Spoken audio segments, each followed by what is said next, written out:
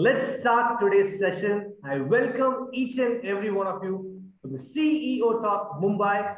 This is an initiative by the Talk. My name is Muthu and I run a brand called Crumbles under the vertical of organic snacks, and I'll be the moderator of today's session. The Talk is a very powerful platform that offers collaboration and meaningful business relationships and partnerships amongst the businesses. This initiative is sponsored by the Tata Business Services. They are the country's leading enabler of connectivity and collaboration solutions for the businesses in India. They offer solutions ranging from collaboration, connectivity, cloud, IoT, security, and marketing services. And they are also the country's leading ICT service providers for the businesses. I would like to start today's session by introducing the lovely panelists who have joined us here with us today. I know this is a virtual session, but let us give a good round of applause as I introduce each and every one of your names so that we have a good energy flowing inside the room. I would like to start by introducing first Mr. Debarshi Dutta, CEO, BPC Technology Solutions, India, co-founder of Safal Fasal. Welcome, sir. Hello. Thank you so much for being here with us. Thank you. I would like to introduce Mr. Sabyasachi Dutta, Managing Director, Vidatec India. Welcome, sir. We also have Mr. Sanjay Vakharia, co-founder and CEO, Spykar Lifestyles Private Limited. Welcome, sir.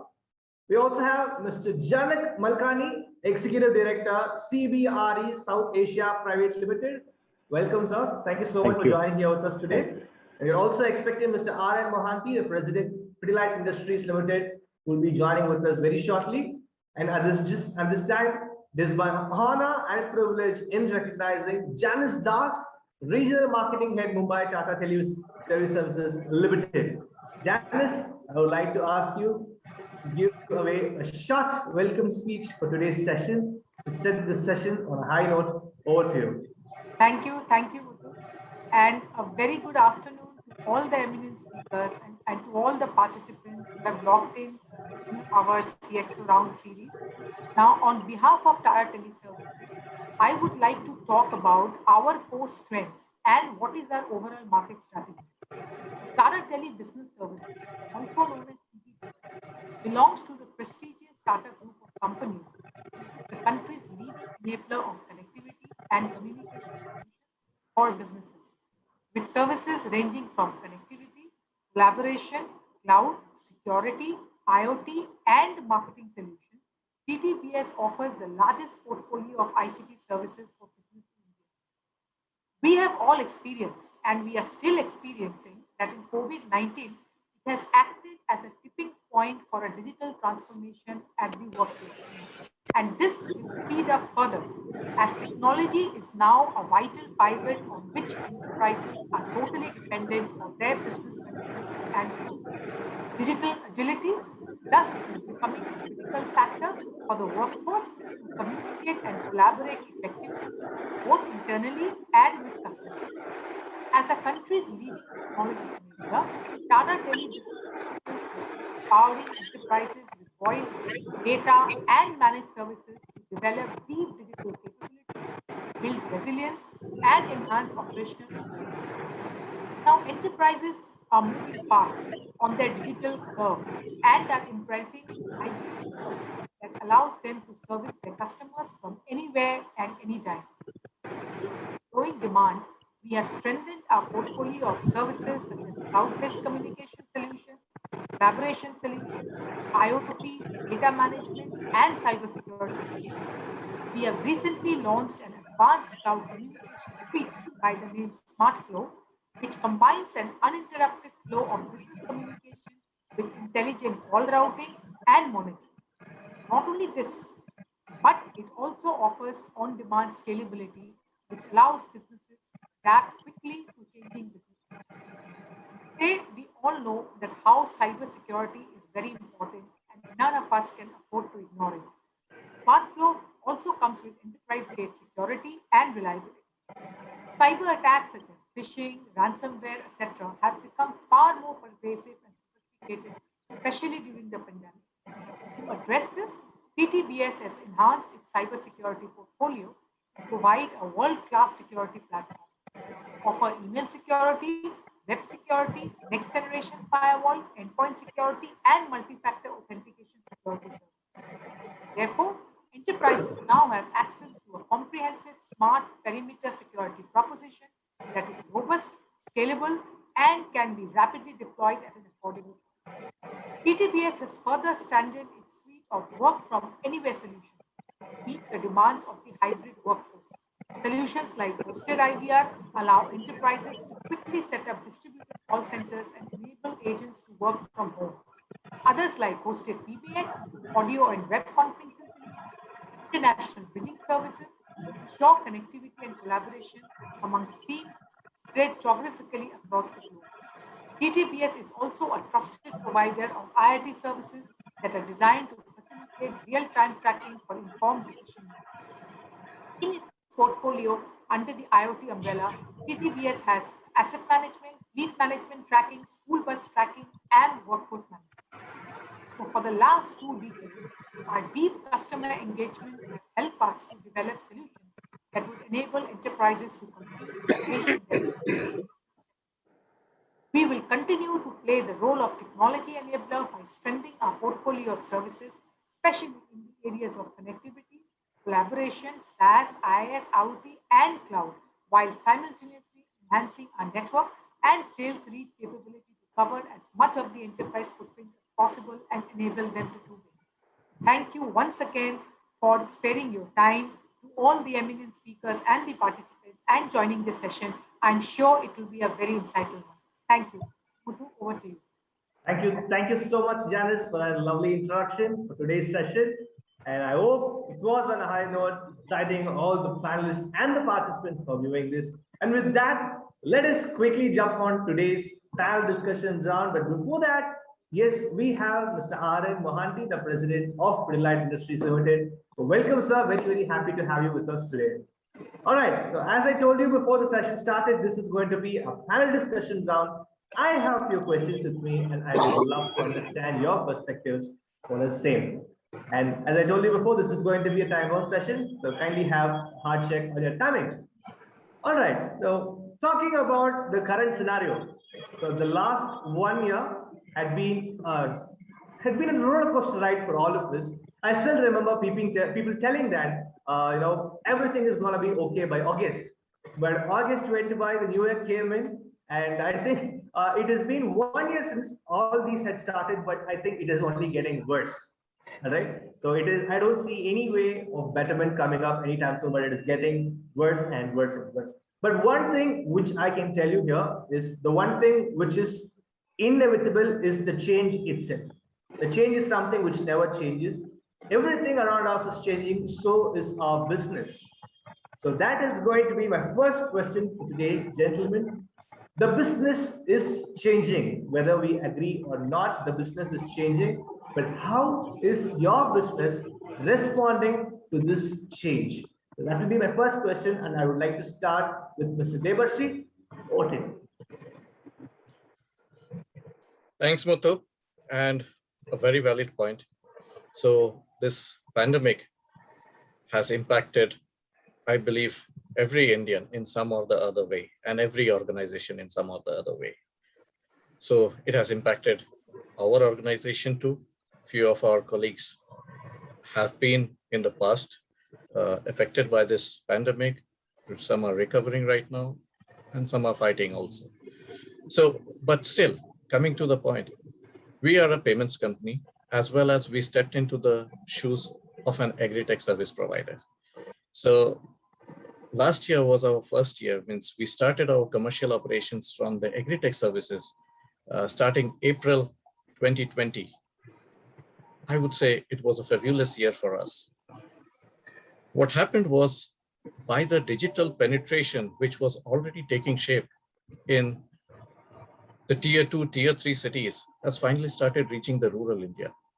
And we are seeing the results of this. In the first year itself, we were able to do a gross volume of around 200 crores, nearly 200 crores in top line of sales. And it was a fabulous year for us. What we saw is that the mandis or the APMCs were locked down for in the agri-tech sector for most of the part of the year. Similarly, the lockdown is now also. So where will the farmers and the cooperatives sell their produce? How will they manage the things there? The supply chain was crumbling. And that is where the technology played an integral role. We were able to aggregate the things and we were able to meet the requirements of the consumers. Being a startup, we were able to procure orders starting from Godrej to Reliance to Adani and to multiple such other players, larger names, and we were able to support them from the last mile farming communities. So it was an efforts that we put in last year. The team was there in the ground, adaptability was there, and today, this year, we see a better penetration, more people are coming up. We are planning a 5x growth in this. And we see that a new stream of people has emerged from this as village level entrepreneurs who have migrated from, the reverse migration has happened, who have migrated from the cities to the villages now. They want to start their earnings and they are now planning to be the new aggregators of that zone because they are mobile literate, they are digital literate. They are starting to set up their own ventures in those villages and be the last mile agents for aggregating things. So the middleman concept is moving out. They are aggregating the goods of their and their families and directly are able to ship it across 2000 multiple places. So that's where we see a sea change in things happening up right there. Sure. Over to you. Thank you, Mr. Debarshi. It was well said, and talking about the reverse migration again. Yes, we are seeing that happening in lots of places of the country. I would like to welcome Mr. Sanjay at this point. Sir, over to you. I would like to understand your perspective on this.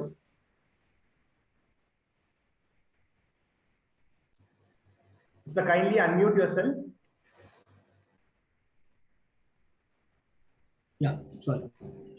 So as I was saying, our business is quite discretionary in that sense, and in times where your livelihood and also the life is at stake, I'm sure that nobody is going to put a single piece of thought on the discretionary spend. From that perspective, we had a very bad year last year, and we kind of just coming out of it. And the second wave has kind of caught us all very unaware. And so I was just saying the same to Janak, that it looks like as if it's a deja vu in a sense. We kind of last year we did a lot of work around how do we mitigate all the issues and the troubles that the COVID has brought to us. It seems that we are just kind of we have to go back to the same drawing boards and rework our strategy and plans. So as we know that the way COVID is spreading is a little different from what it was last year. And so from that perspective, a lot of different methods and means have to be employed to tackle it this time. Having said all this, I think as a business, we're taking some action, and moreover, whatever actions we are taking, it is keeping in mind that the life and the well-being of our employees and people who are on the front end are very, very important. So it's not just Spykar and its office people, but we have nearly 300 stores across the country, and not all of them are shut as of now. So a lot of worry is there, and so for us, priority is to see to it that the people are safe out there, and post that we look at creating SOPs where business can happen without too much of worry. From a business and from a product mix standpoint, a lot of changes will happen, and they happened the last time also. So we've kind of demonstrated that in a very short time, Spykar could move from being one of the best denim brands to being a very good out-of-home product brand.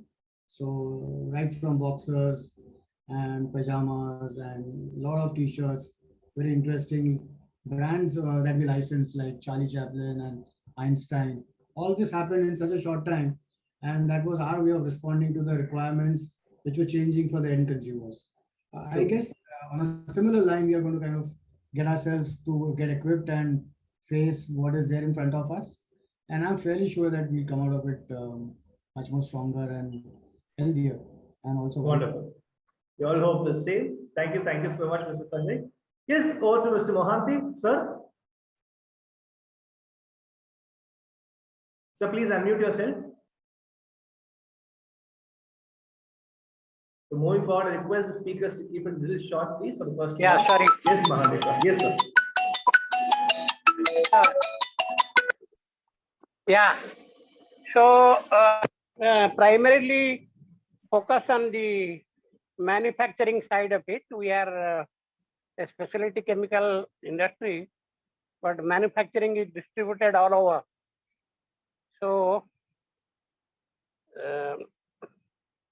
for the manufacturing in this condition, it was necessary for us to have a remote control, remote supervision, and more so for the chemical plants, for the safety aspects, to have a remote monitoring.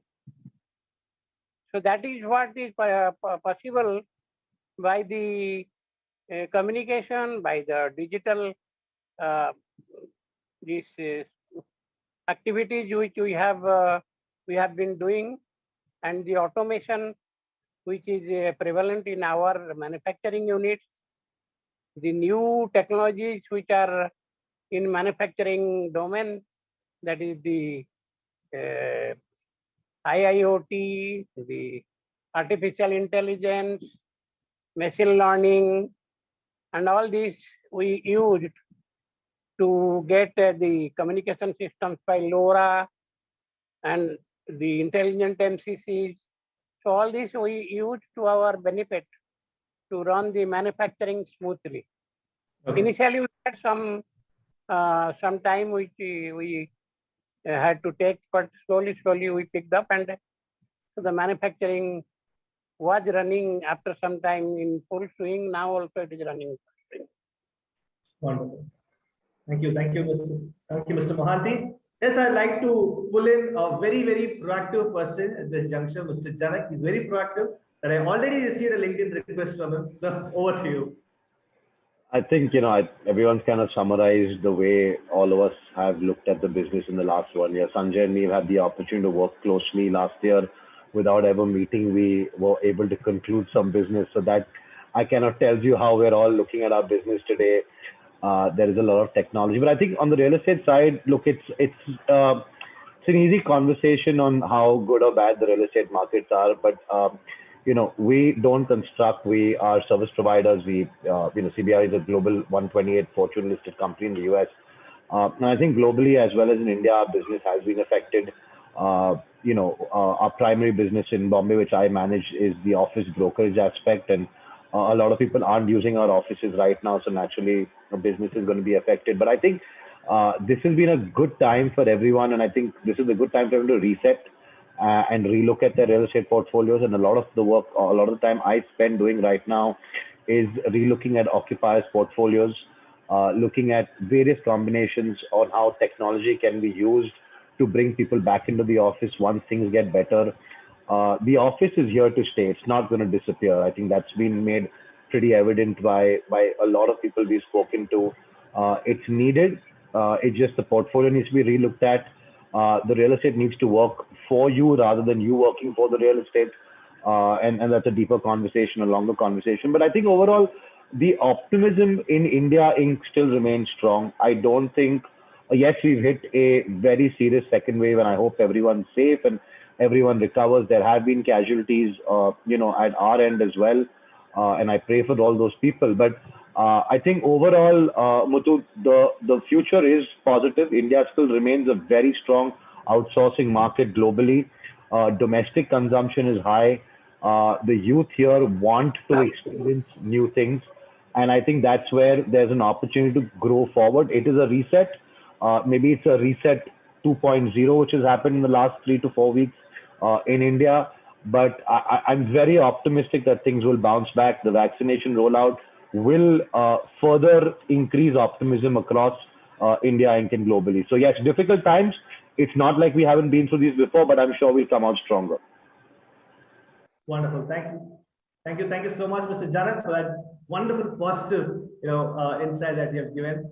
And finally, I would also like to hear from Mr. Sabyasachi. Over to you. Thank you, Muthu, and good afternoon, everybody. Before I start, let me put a small caveat that whatever I'm going to talk about is strictly my personal view and not that of my present or previous employers. Okay, having said that, how's my business responding? Well, initially, this new normal wasn't normal at all. Ours is a small company, though a global one. But adapting to lockdown was pretty quick, and we did see quite a few of our colleagues who never favored working from home started shipping desktops, CPUs, printers by couriers to their key employees. Whereas we were always kind of part of our working style has been work from home. So we adapted rather fast. And now it's been more than a year now, and we have been working from home. And now I would say we have fully adjusted to this new normal. And we have got a definite routine to follow, interspersed with multiple video calls. That's become kind of de rigueur now. So that's part and parcel of life now. Even local, what we used to do, kind of visit, meet clients, is not happening at all. And even those things are being addressed over video calls. We see the world has definitely changed, and this new normal, there's a lot of possibilities that's been thrown at us. And ours being an IT company, this shift that's happening is offering us a number of opportunities as well. And those are interspersed with quite a few challenges, so to say. But we are keeping ourselves nimble enough, and we are grabbing. We have grabbed businesses. And I would say, though lockdowns and pandemic has been kind of a little harsh on plenty of sectors, but for the software and IT segment per se, the business has been pretty good. So we have completely adjusted to the new normal, and we are quite comfortable with it now.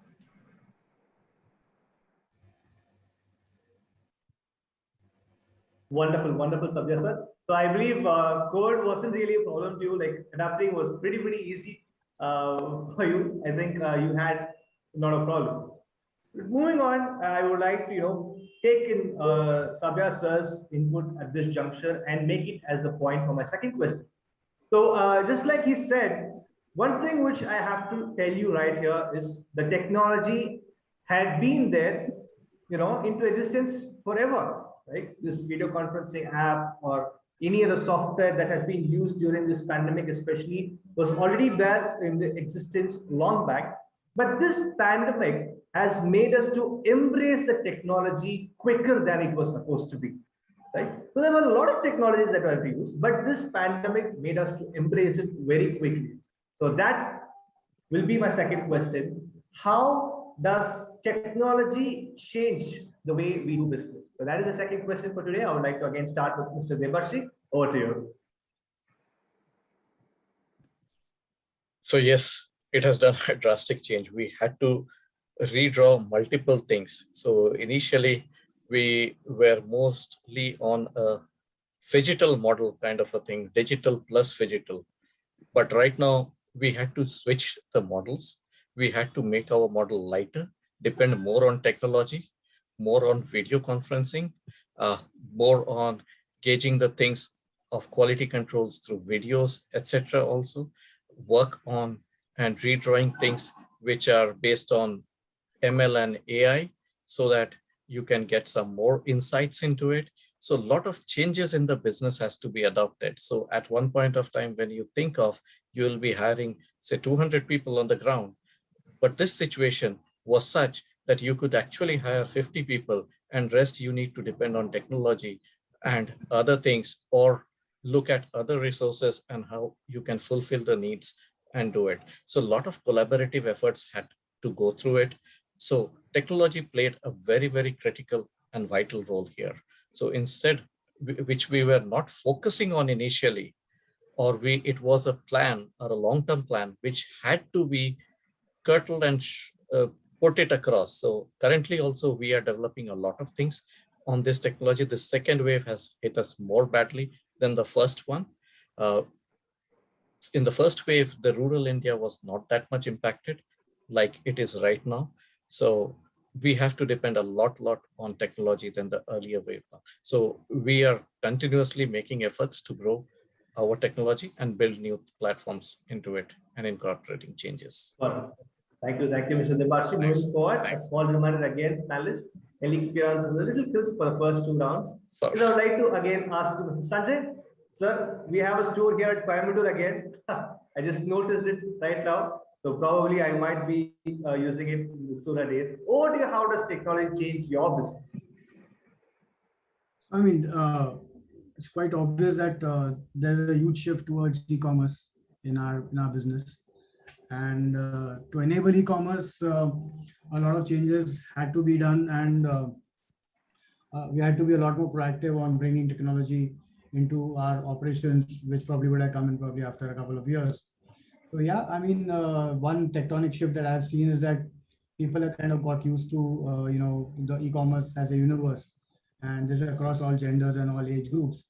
So from that perspective, a lot of changes have happened at Spykar, where we've used technology to kind of reach out to our end consumers. We have close to 300 stores, and as we speak, we have enabled each of our stores to kind of to actually opt from our entire database of products and portfolio of products to take it to their own hyper local consumers. So we are talking about a very focused geography, speaking to a focused set of audiences that he currently has, and through WhatsApp and other means, we are trying to see if we can reach out to those people.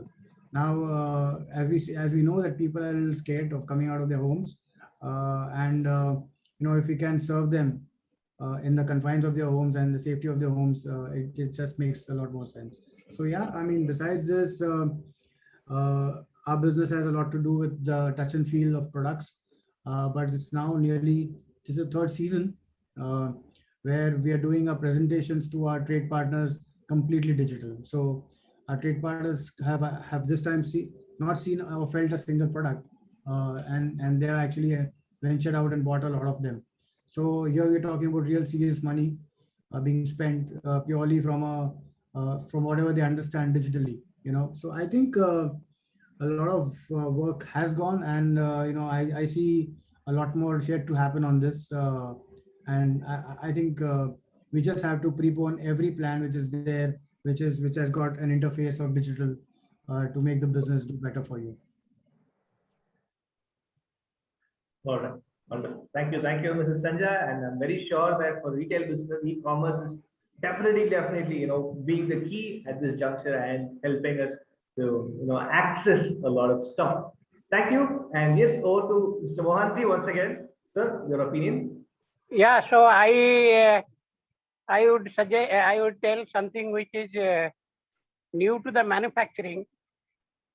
The manufacturing, because of the situation of the supply chain, both backward and forward supply chain, and the demand at different locations. The manufacturing in some cases have gone to manufacturing distributed at the point of use. That means if you want to manufacture, say, chemical at a point in Rajkot where some 6 or 7 carpenters do work, you prefer to manufacture there only, not in a big factory anywhere, and ship it there. So the manufacturing tend to become distributed all over where the use is there, in the point of use. So that is a new application which has to be evolved overnight, because we could not reach the people, the users. So both from the, similarly the packing material, all the raw materials we have to source locally or at our location. Some packing materials were changed to make our own packing material. And of course, the production has to be at a distributed location at the point of use. This is a change which was required, we are in the process. For the second wave now, it is more important now because it has become very, very vicious now, and everybody is scared. People cannot move. Interaction has become very difficult. Physical interaction is avoided always. So for the safety was a big concern in the first time. We had 5-6 accidents in the chemical factory. Okay. Safety mainly because of the quality control and the safety controls, which were supervised manually, has to be done remotely. All right. So now after this we had the safety controls like inhibitor measurement. Okay. The Vizag accident was there, inhibitor was not adequate. Sir, I'm very sorry to disturb you, sir. I just want to conclude right here. Maybe I'll come back to you in the next round. I'm sorry to interrupt, sir. I'll go to the next presenter. That's it. Okay. Thank you, Mr. Mohanty. Yes, I would like to hear from Mr. Sabyasachi. So over to you. Technology adoption has been kind of perforced on us. As they say, necessity is the mother of inventions. So the onslaught of pandemic forced everybody, so to say, to adapt to technology. What I have seen around my surroundings, quite a few of them. I'll just mention them one by one. The first that we saw is there has been a lot of application of chatbots coming to respond to routine customer queries. And in quite a few of these companies where the manpower reductions have happened because of the COVID impact, repeat mundane tasks have been effectively replaced by chatbots. So we saw a lot of inquiries being generated on the chatbot front. People are responding to customers' queries where they think that they are talking to a human being, but actually it's a chatbot they are being responded to. So that's one technological innovation that I've seen and have gathered pace of late. The another one that I have noticed within the technology domain is the predictive analysis on how the business is going to fare or respond to, taking a cue from the recent past data that we have. And based on that, how do you tweak your marketing campaigns, or how do you gain more prominence within the limited resources in the budget that you have? So predictive analysis is playing a lot of role. And this is not just in IT sector that I'm talking about. This is in a lot of companies in which we are deeply engaged with. Artificial intelligence, somebody touched upon, and I believe this is gaining in leaps and bounds these days. We are very strong in artificial intelligence, so we can talk say maybe an hour on artificial intelligence, but I would say it has come to the fore designing specific solutions. Now, we have never thought of those kind of solutions before, but because of the situation that we are currently in, where most of us are working from home, artificial intelligence has gained huge prominence. Another upgradation that I have seen is people are investing huge amount on cybersecurity front, particularly as most of the people are working from home, and a lot of activities with dark space happening, where people are getting entrapped. So a lot of companies which were kind of never invested anything before on that front are waking up, and they are realizing how difficult it is to kind of work in the current situation where cyber attacks are happening in kind of an attack a second. So if you look at the global data, cybersecurity is gaining prominence, and most of the companies are investing hugely on cybersecurity.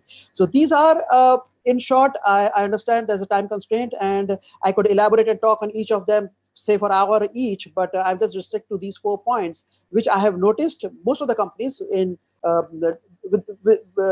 keeping myself industry agnostic. I would say most of the companies have invested heavily on these 3-4 fronts, and they are reaping the benefits out of it. So being lots of companies though have faced manpower reduction, but the show is still going on, and primarily it's because the back-end activities that we have done, a lot of IT companies have done for these companies to gain prominence and keep the show running. So these are things that have happened happened behind the scene, but things are still working as fine as before.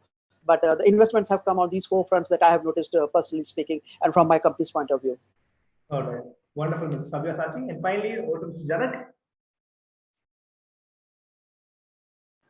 Yep, thanks, Muthu. I think so. Just on technology and investment, I just want to start by saying CBRE over the last few years, averagely invests about $400 million year on year on technology. In fact, we've got two very large global delivery centers based here in India for our global tech platform.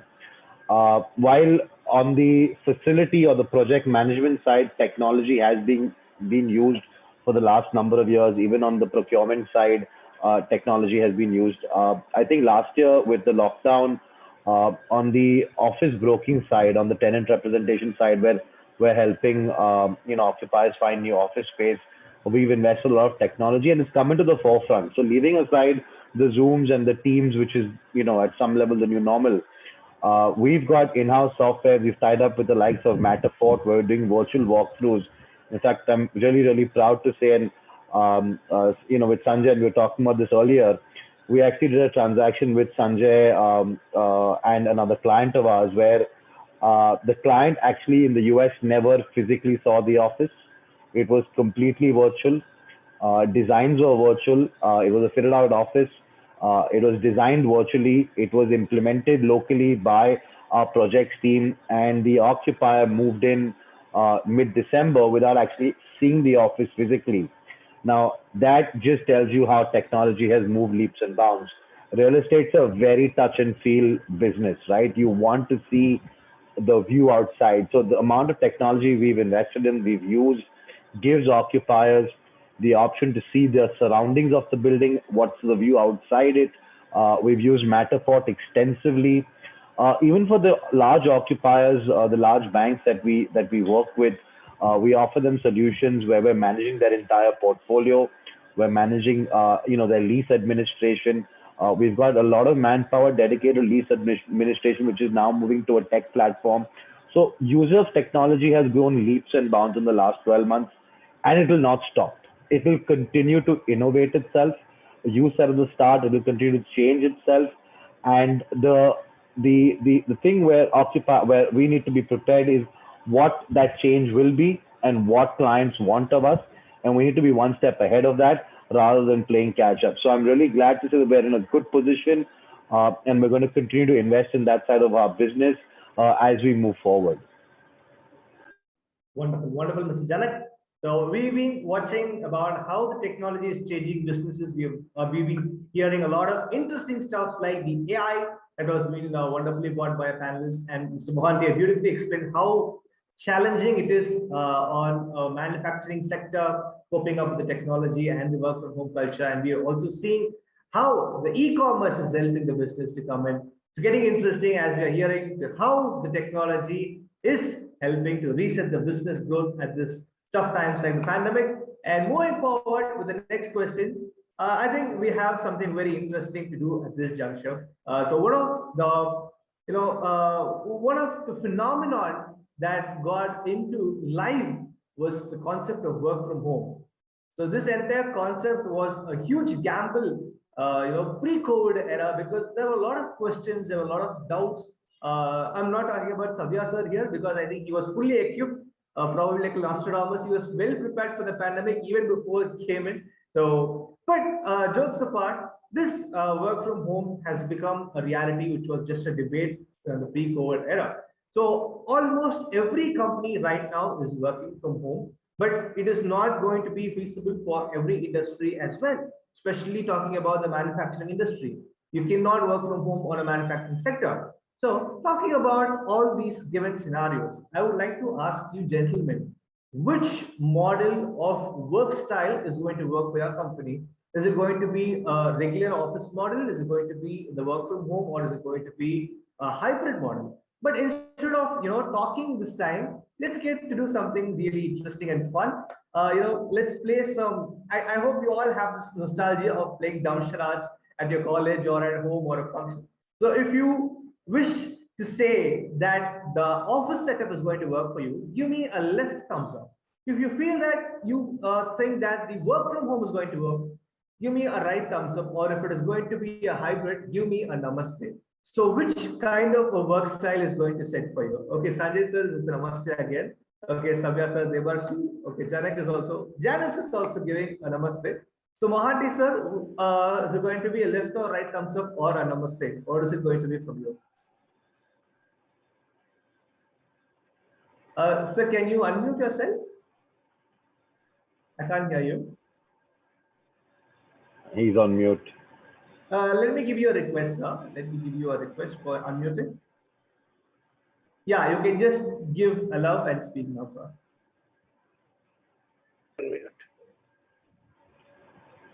So we can work Yes. from anywhere. That is the new concept. And Okay. for the our manufacturing units, those who were automated, there were already most of the intelligent part of it was from the remote. So it was augmented and accelerator. This is a sort of accelerator that you have to do it.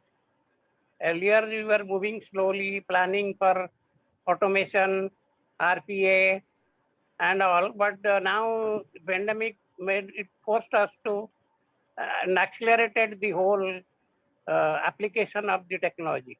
Wonderful, sir. Thank you. Thank you so much, Mr. Mohanty, for that. All right. Muthu, So I have one point to make while I put my hand together. Yes, I think yes, it's yes. a horses for courses model.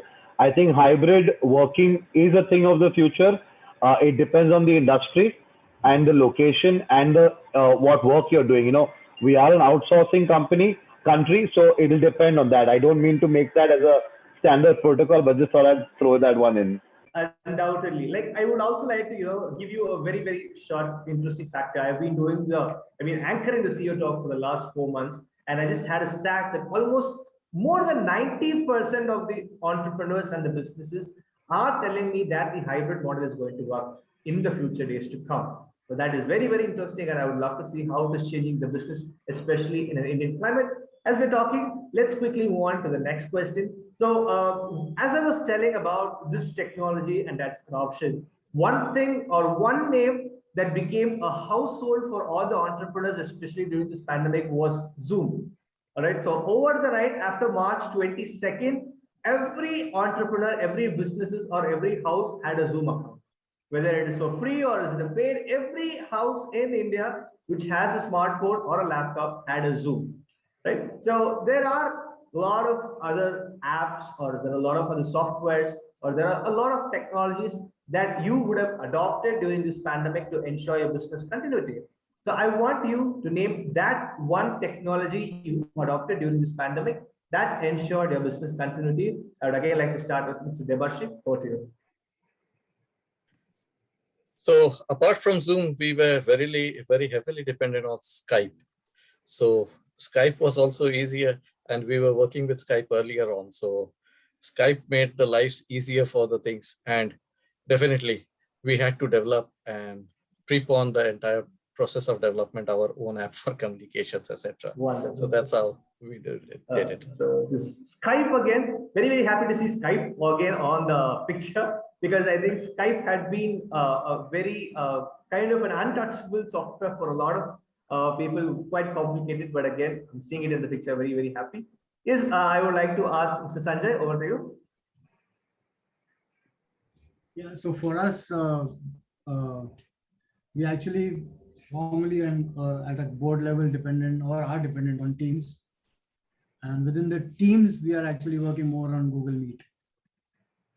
Right. So Teams and Google Meet with Teams, quite an answer, definitely. Thank you, Mr. Sanjay. Is over to Mr. Mohanty, sir. Yeah, we also use Team and Zoom. All right. It has been very much useful for us to manage the meetings and the activities by that.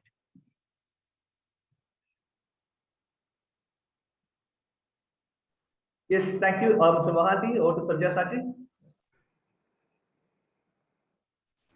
Well, it's just not Teams. I would say we are using the entire Office 365 suite. That includes Outlook, Word, Excel, PowerPoint. OneDrive we heavily use. Most of our data are shared or stored in OneDrive. Microsoft Teams, everybody said. We are not much into Zoom, more into Microsoft Teams. So, but basically speaking, the entire Microsoft Office 365 suite is helping us out, and we are using almost all the availabilities within that package. On the CRM front, we use SAP and HubSpot, and these are the two, I would say, broad technological aspects that could be of benefit to others to know. But apart from this, there are plenty of technological tools that we are using, being a technological company, IT company.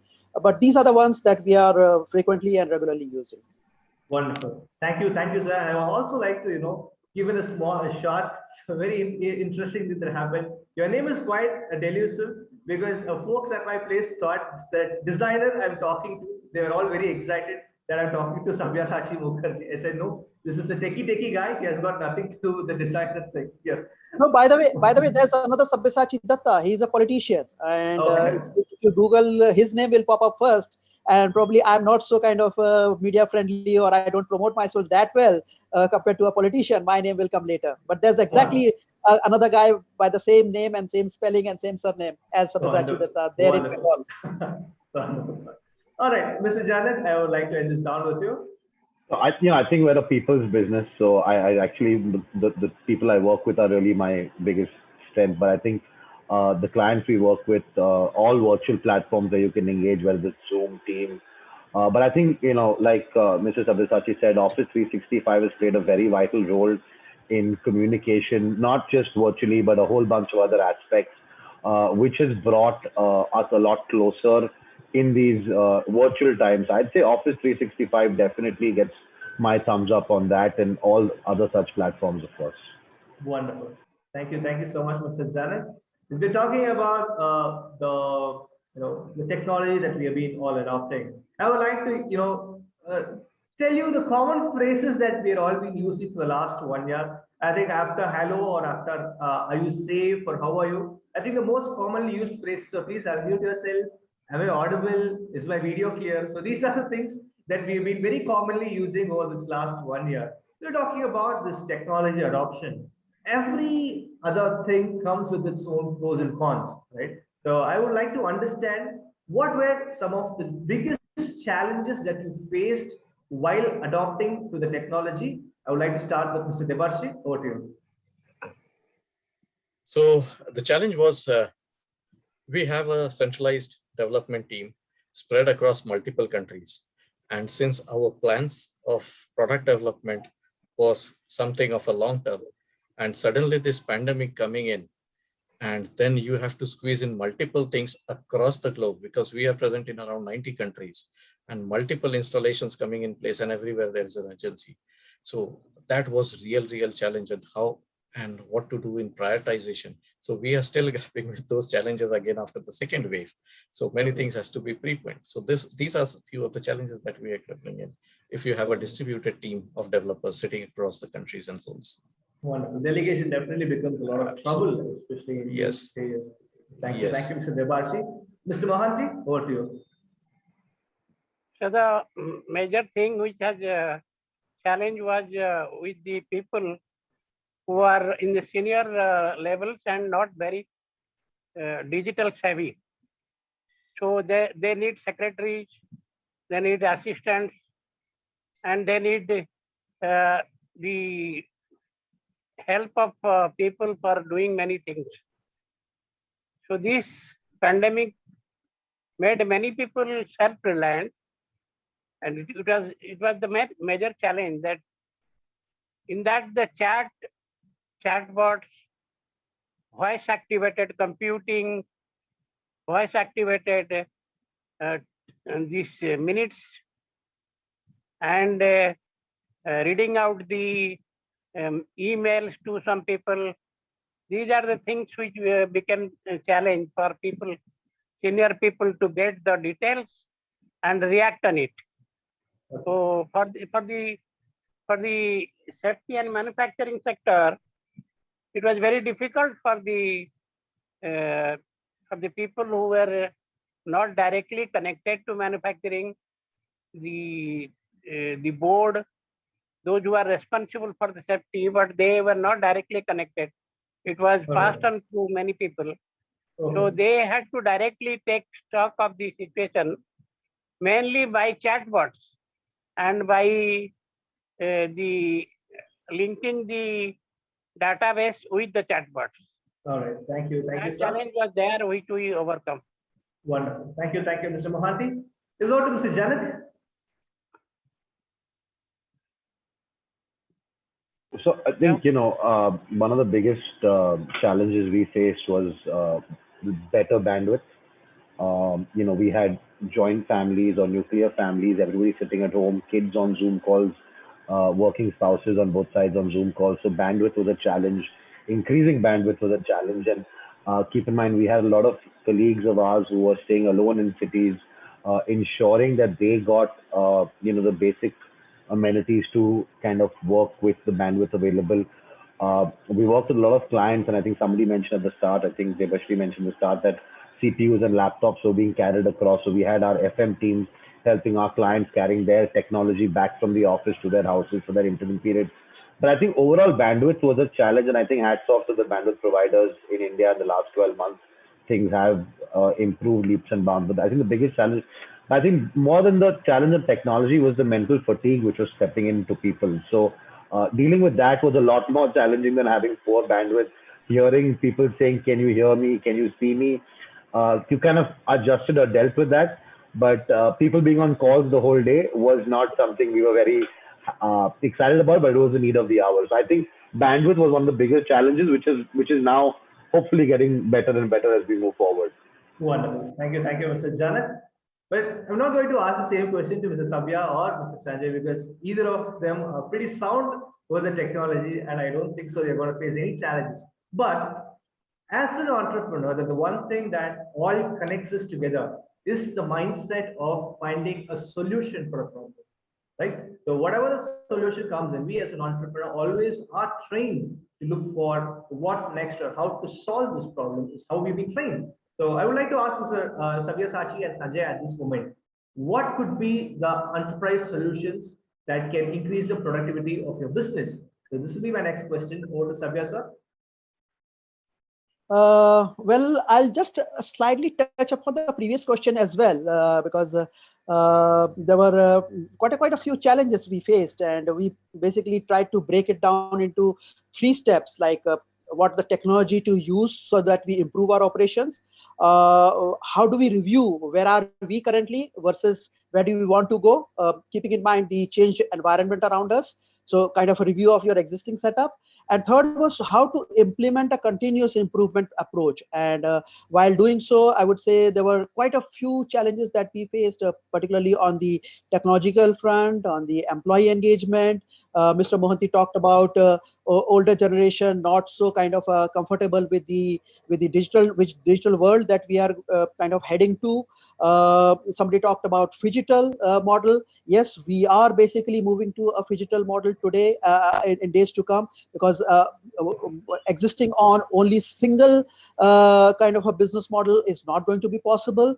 And talking about the enterprise, how our company took this on and kind of came out with a winning proposition was basically to by taking everybody on board. So we try to kind of have a kind of a all over encompassing kind of a solution, kind of a scenario where we involved everybody and then decided what should be the best for the organization. How do we rework on the workflows and the processes that we have been following pre-COVID versus the scenario that we are in currently? How do we handle the different kind of regulatory changes that has been seen recently? We also kind of faced a lot of employee burnouts, and there were a lot of emotional kind of stress employees faced, and that took a lot of kind of a toll on senior management. That how do we keep the key guys, the important guys, the right guys as motivated as possible, looking around looking kind of around the scenes that's happening around us, so the family issues, the trauma that one is undergoing. So those are the aspects that we all took into account, and we tried to be as liberal, as kind of a flexible as possible. We kind of gave away micromanagement. We left employees to take care of their own concerns as best as possible and contribute whatever best was feasible at their end at that moment. So these are the kind of I would say broad steps that we as a global company took so that our employees were all as comfortable as possible within the stressed environment. And that's how we have handled the situation thus far. And in a year's time, we have learned on the way. We have learned as we progressed. We learned every day, and every day we brought up new challenges. Nobody was prepared for that matter, and we borrowed the best practices from around the companies around us globally. So whoever was doing better than us, we kind of tried to emulate them, tried to learn from them, and that's how we have coped up to the situation. And today, I would say we are very comfortable, and kind of the attrition or the kind of issues that others have grappled with, we have not faced anything like that. So we are very comfortable, very happy with the situation as of now. Thank you, Mr. Sabyasachi. This is over to Mr. Sanjay. So we have just 5 minutes more, so kindly have your answers a little crisp, please. So I think there are so many things that an entrepreneur probably would take from such troubled times. If I would just probably name one, and the most important is that we kind of got to know as to how to survive with less. So the whole last year was so difficult that we had less money to work with. We understood that we could work with less space. We could understand that we can work with lesser resources at our disposal. So somewhere along the way, a lot of complacency had got built in every organization, as included. So we kind of were able to see ourselves through those complacencies, and it's kind of a call to alertness kind of thing which had happened. And I think as an entrepreneur, I've seized on those opportunities where you don't really get yourself down to your bones, but you can actually shed your flab. So I think one of the most important part that I feel the last year has shown us that we can do with a lot of things lesser than what we already have, and be a lot more leaner and more profitable business. And on the challenges, I had just a little a small interesting part. I felt that it was very challenging for teams not to be part of meetings anymore. So it took away all the options of excuses that they could ever have in a physical format. There was no escape for them for any of the team meetings. Because they are supposed to pick it up from wherever they were supposed to be. So I think it was more challenging for the employees, not to the businesses. Wonderful. Thank you so much, Mr. Sanjay. So I have another one question with me that is going to be a quick rapid fire. So kindly have your answers for just one word. So that is how I want your responses to be for this one last question. And I have a couple of questions. It's going to be shared amongst the 5. So you'll be getting one last question to answer. So I would like to understand. So there'll be a lot of strategies that we as an entrepreneur have been building to cope up with this pandemic. So what was that one thing that worked very well for your company, that one strategy that worked well for your company, which you would like to share to the others? Remember, this is a rapid fire round, so have your answers for just one word. I'd like to start with Mr. Debarshi. So being a startup, we did a lot of delegation of work to the ground level staffs and empowering them to make decisions of their own. So that really worked and helped. All right. So delegation of work for Debarshi. Mr. Mohanty? Yeah, the main thing which worked well is the teamwork by empathy.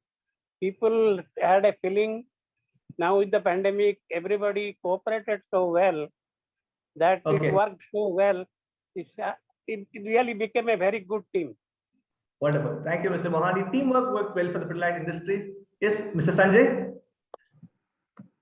Yeah, so taking off from what I said, every single person at Spykar was responsible to cut costs at least to 10%. All right. He's a peon or he's anybody. We ensured that each of them took it up that they will ensure that 10% of expenses which they were incurring would be cut down. Wonderful. So the accountability works for you. But I have again a different question for Sabya and Mr. Janak at this time. So during this pandemic, we all have been updating ourselves with what is happening with the trend. So what was that one thing you read or watched to get the business updates during the pandemic? Mr. Sabya? Well, I read and write a lot. So I have got kind of most of the subscription of business magazines and business newspapers. So I spent a lot of time on reading. I cannot go to sleep without taking a book in my hand. So books have been kind of my constant companion. And basically that's it. I spent a lot of time both kind of watching business videos as well, as much as possible. But reading and writing has been my passion, and I have stuck to that. All right. Thank you so much. Yes, Mr. Janak. What I did not read was WhatsApp University because that was all over the place. The best thing you can ever do. But I think what I did, for me, the people I work with are very important. So we're about 70 odd people in the team in Bombay. Difficult to communicate with each of them every day. So I think every evening after work got over, I would reach out to at least 10 of them. So over 7 days, I've spoken them on a rotation basis. So that was my routine pre and post dinner, just to engage with people. I think what really got us through was engagement, because there was no better time to engage than this. Everyone sitting at home, and that connection really helped me. So I don't have I didn't watch anything. I'm an avid Netflix person, but I watched more documentaries. But what I did was able to catch up with the team, where you sometimes don't get that opportunity every week. So I think that engagement got me through. I don't have the same answer as what I read or saw, but it was what I did. Wonderful. Thank you, Mr. Janak. The good thing you did was to keep yourself off the WhatsApp. That can be the best thing anyone can do, especially during this tough time, because everyone has news to offer and they can't even believe which one is right or wrong. So thank you so much, lovely panelists. The last 60 minutes, I honestly didn't know how time flew. So that was so interesting. A lot of us had lots of interesting things to answer and to share. And at this juncture, I would like to invite Mr. Janis for a brief closing remark. Over to you, Janis. Thank you, Muthu. And thank you once again, Sabyasachi, Debarshi, Sanjay, Janak, Mr. Mohanty. Thank you. I think personally, I gained a lot. And with this COVID, again, going through the second wave, and we are at a phase where we don't know which way it's going to go. So it was personally a good learning for me. And I hope that the viewers who are watching or will be watching this video in future, it will be an insightful session.